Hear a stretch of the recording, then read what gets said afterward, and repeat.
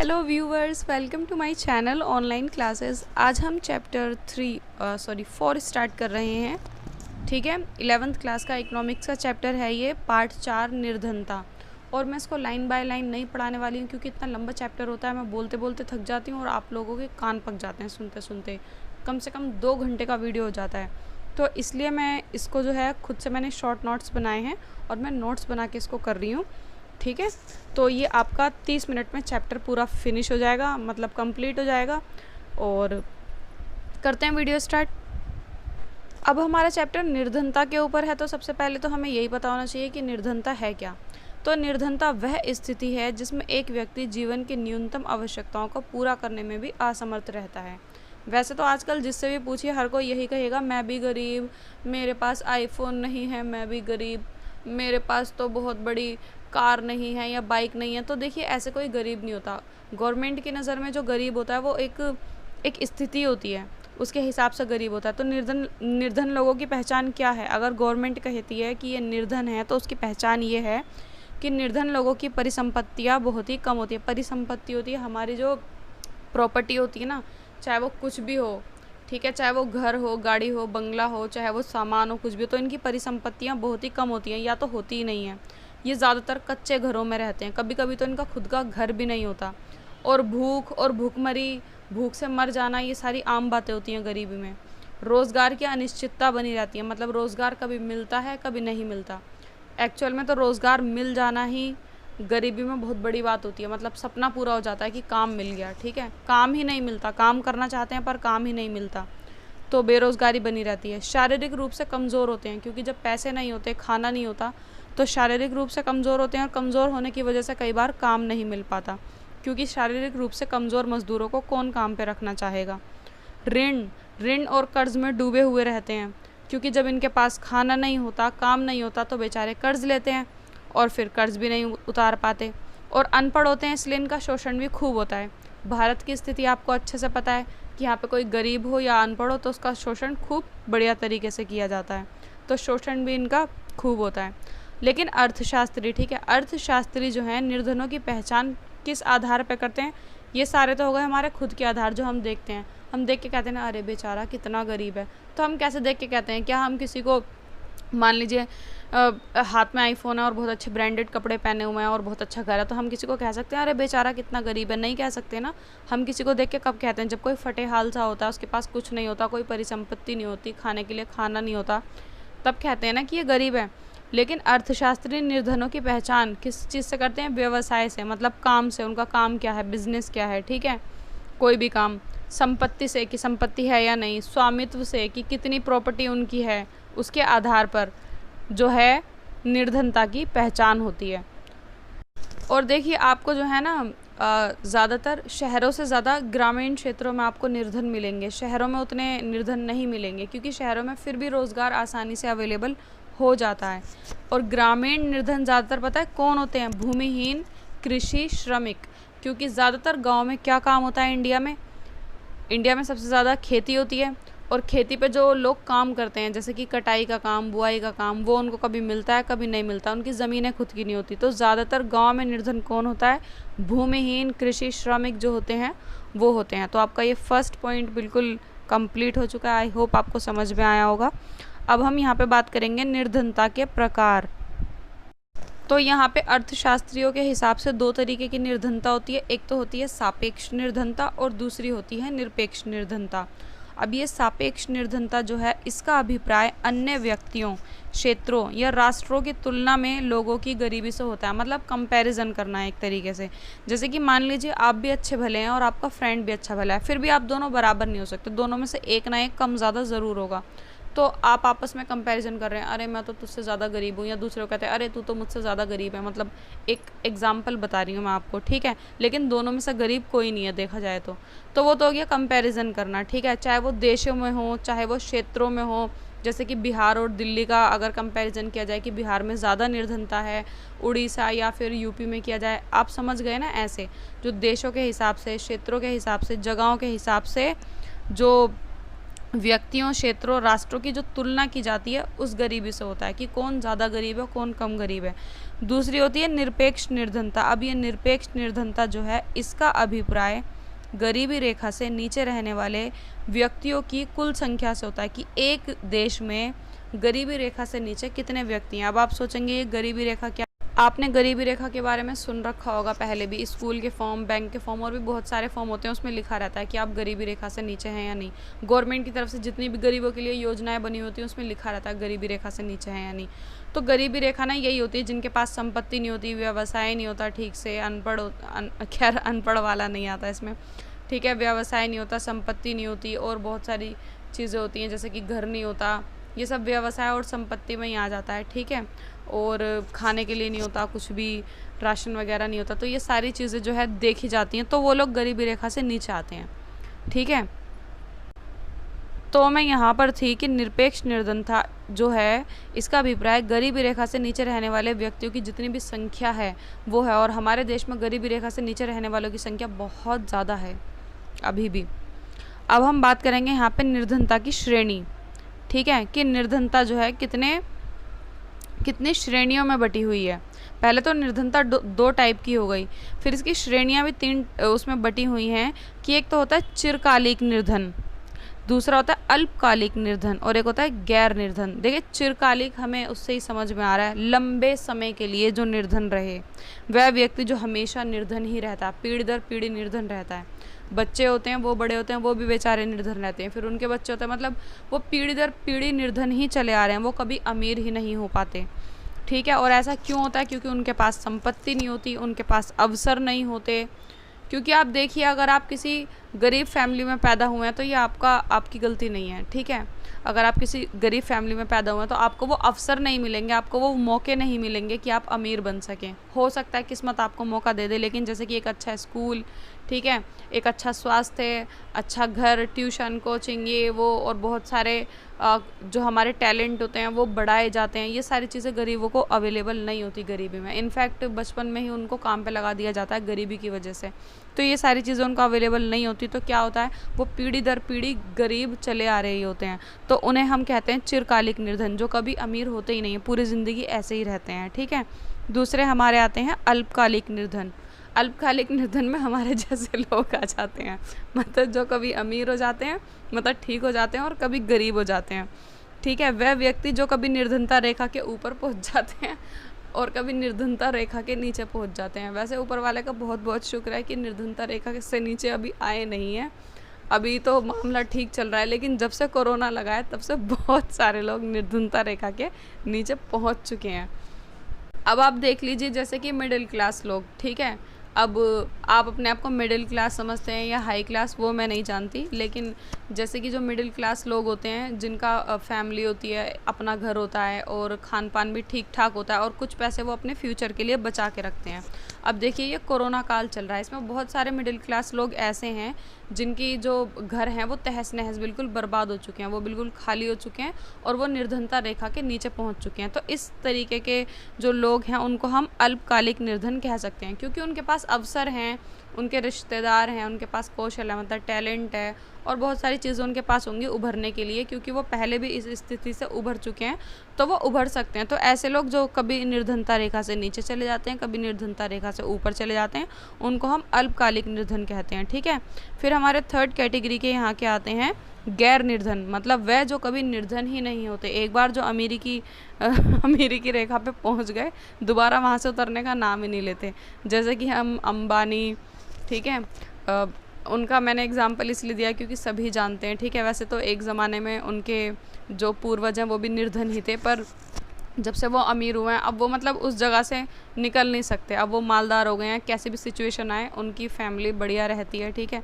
तो इस टाइप के जो लोग होते हैं जो कभी निर्धन हो ही नहीं सकते, होते ही नहीं हैं, वो होते हैं गैर निर्धन। तो आपको तीनों कैटेगरीज पता चल गई हैं।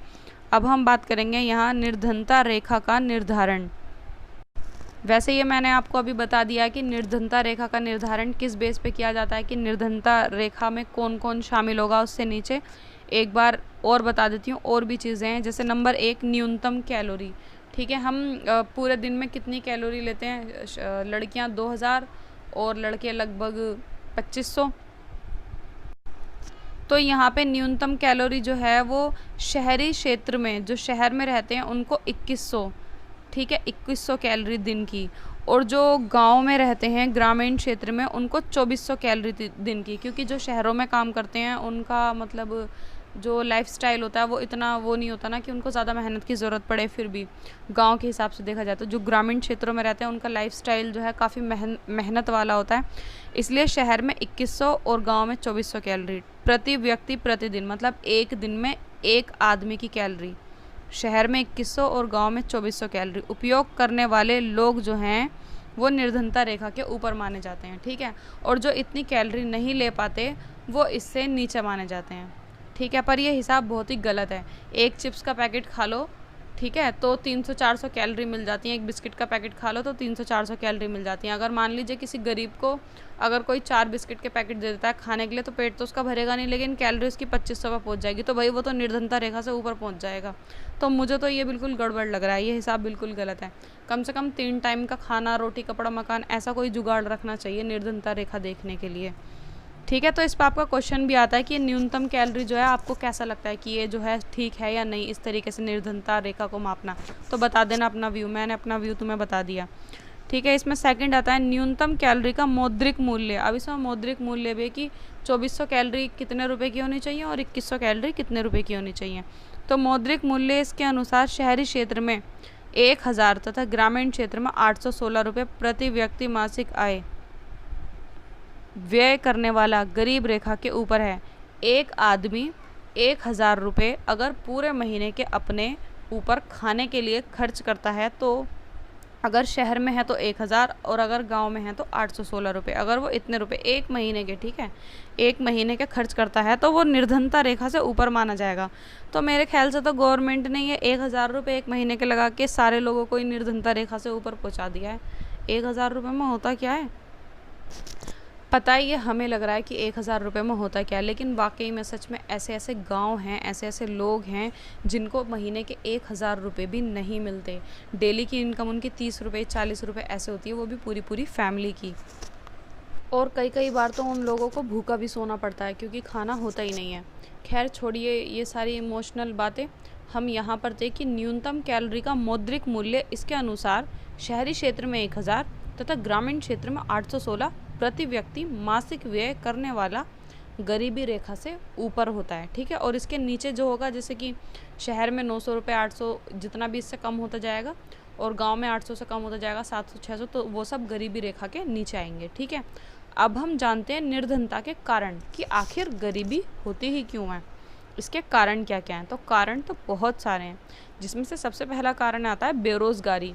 बेरोज़गारी क्या होता है, काम तो करना चाहते हैं पर काम मिलता नहीं है, उसको कहते हैं बेरोज़गारी। ऐसा नहीं कि घर में पड़े हुए हैं और काम नहीं करना और कह रहे हैं बेरोज़गारी, ठीक है, वो बेरोज़गारी नहीं होती। काम करना चाहते हैं लेकिन काम मिलता नहीं है, उसको कहते हैं बेरोज़गारी, ठीक है। और बेरोज़गारी आप 6, 7, 8 बहुत टाइम से पढ़ते हुए आ रहे हैं, इसको इतना बताने की ज़रूरत नहीं है। फिर इसमें बहुत सारी बेरोज़गारी जाती हैं, छिपी बेरोज़गारी, खुली बेरोज़गारी। और क्या कारण है, निम्न विकास की धीमी दर, ठीक है, कि जो हमारे देश का विकास है वो काफ़ी धीमी दर पे हो रहा है, जैसे कि उद्योगों का लगना,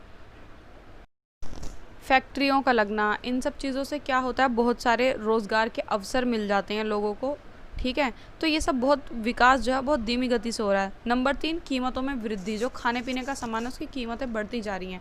अब आप सोचिए कि किसी का डेली का खर्चा सिर्फ 30 रुपये 40 रुपये है फैमिली का, और चीज़ों पे कीमतें 2-3 रुपये भी अगर बढ़ जाती हैं तो उन पे कितना ज़्यादा बोझ हो जाता है पूरे महीने का, उनका पूरा बजट बेकार हो जाता है, ठीक है।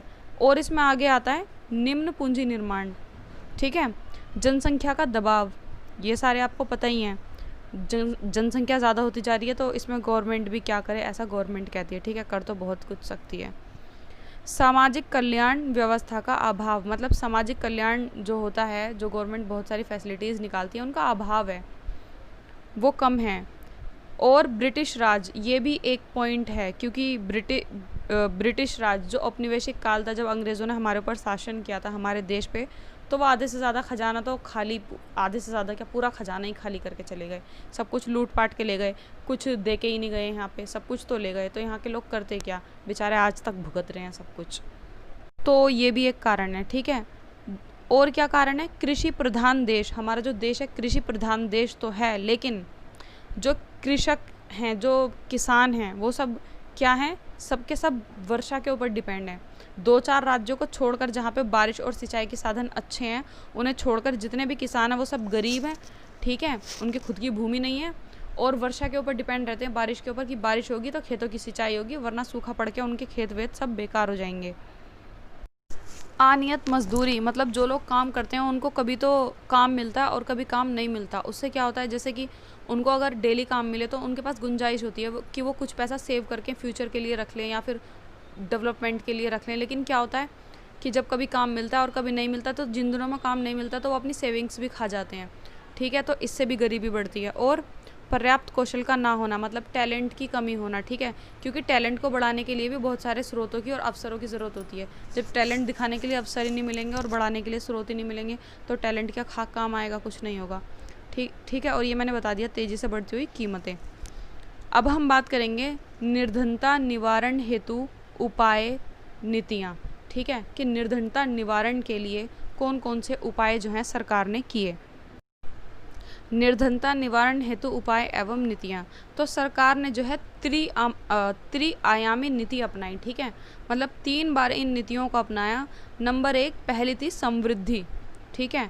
नंबर 2 दूसरी नीति थी जो तीसरी पंचवर्षीय योजना में शुरू हुई थी, और तीसरी नीति थी जैसे कि शिक्षा, स्वास्थ्य, जल पूर्ति, स्वच्छता, ये सब। तो हम पहली नीति से यहाँ पे पढ़ेंगे। समृद्धि में क्या क्या किया था, जैसे कि हरित क्रांति, क्योंकि हमारा जो देश है वो कृषि प्रधान देश है, तो हरित क्रांति की मतलब जो कृषि में सुधार आए जिससे कि सबको फ़ायदा हो, क्योंकि कृषि में सबसे ज़्यादा लोग लगे हुए हैं, तो ज़्यादा से ज़्यादा लोगों को फ़ायदा करने के लिए हरित क्रांति कर दी, ठीक है, कृषि में ही सुधार कर दिया। दूसरा, उद्योग बढ़ाए ताकि ज़्यादा से ज़्यादा लोगों को जो है रोज़गार मिल सके, ठीक है। हरित क्रांति के बारे में वैसे मैंने बहुत डिटेल से इससे पिछले चैप्टर में बहुत ज़्यादा समझा दिया, आपके 3rd चैप्टर में बहुत सारा हरित क्रांति के बारे में आप पढ़ सकते हैं। हरित क्रांति कृषि में जितने भी सुधार होते हैं ना, जैसे सिंचाई और अच्छी उपज, अच्छे बीज, ये सारा गवर्नमेंट ने करवाया ताकि ज़्यादा से ज़्यादा लोगों को फ़ायदा हो सके। और उद्योग आप जानते ही हैं, आप समझदार हैं, इंटेलिजेंट बच्चे हैं।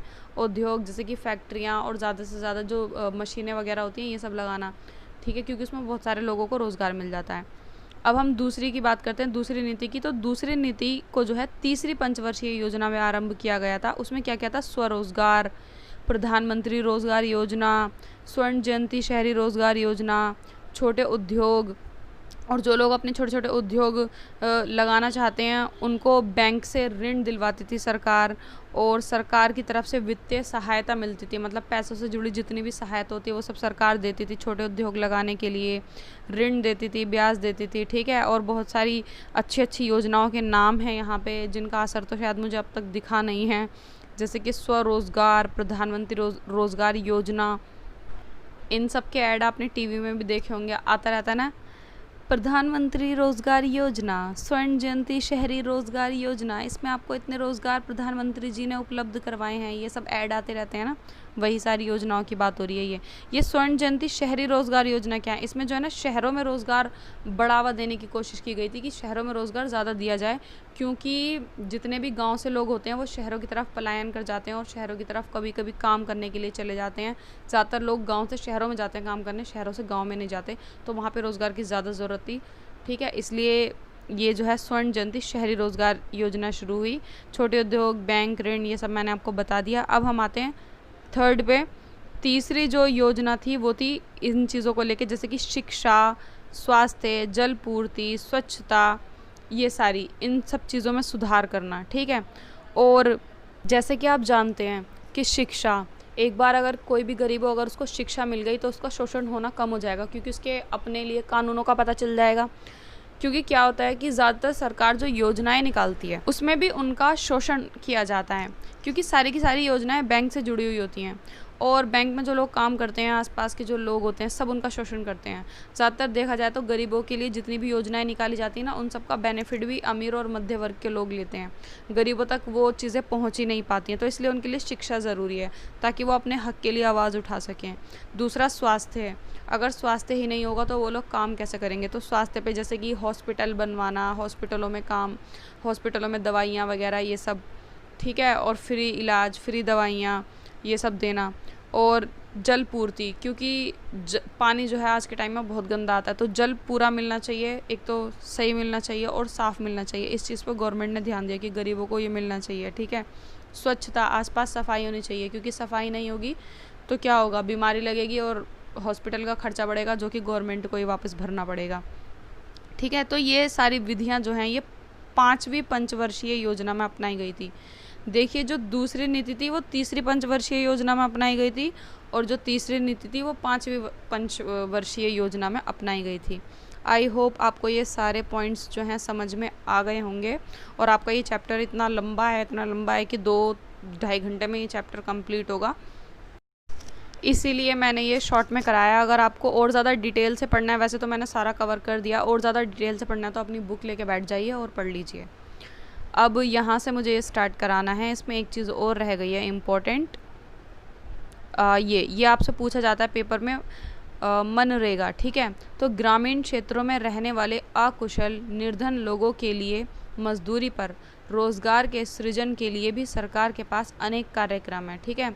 जो गांव में रहते हैं और गरीब होते हैं उनकी मजदूरी के लिए सरकार ने बहुत सारे कार्यक्रम किए। अगस्त 2005 संसद में ये बिल पास हुआ था कि जो भी अपनी इच्छा से जो काम करना चाहते हैं, जो वयस्क या बड़े हैं, उन्हें 100 दिनों के लिए अकुशल शारीरिक श्रम कार्य उपलब्ध कराने की गारंटी देने का निर्णय किया गया, ठीक है। इसे महात्मा गांधी राष्ट्रीय ग्रामीण रोजगार गारंटी अधिनियम 2005 के नाम से जाना जाता है, जिसको हम शॉर्ट में मनरेगा कहते हैं। तो इसमें क्या था, इस नियम के अंतर्गत जो भी निर्धन, जो कि गरीब है, न्यूनतम मजदूरी पर काम करने को तैयार हो, तो वो वहाँ पे जहाँ पे कार्यक्रम चलाया जा रहा है वहाँ पे रिपोर्ट कर सकता है। तो 2018-19 में जो है 5 करोड़ परिवारों को इसके अंतर्गत जो है रोज़गार मिला भी था, और अब भी ये योजना है। अब हम पढ़ेंगे 4.7 निर्धनता निवारण कार्यक्रम एक समीक्षा। मतलब ये जो निर्धनता निवारण किया है सरकार ने, इसका कितना लाभ हुआ है गरीबों को। तो स्वतंत्रता के बाद निर्धनता निवारण के प्रयासों के परिणाम तब सामने आए जब कुछ राज्यों में निर्धनों की निरपेक्ष संख्या तथा उनके प्रतिशत निर्धनता के राष्ट्रीय औसत के काफ़ी नीचे आ गए। मतलब ये कि निर्धनता बढ़ती जा रही है। सरकार ने इतने सारे कार्यक्रम निकाल रखे, फिर भी निर्धनता बढ़ती जा रही है। तो इतने सारे कार्यक्रम जो है चलाने का फ़ायदा क्या हुआ?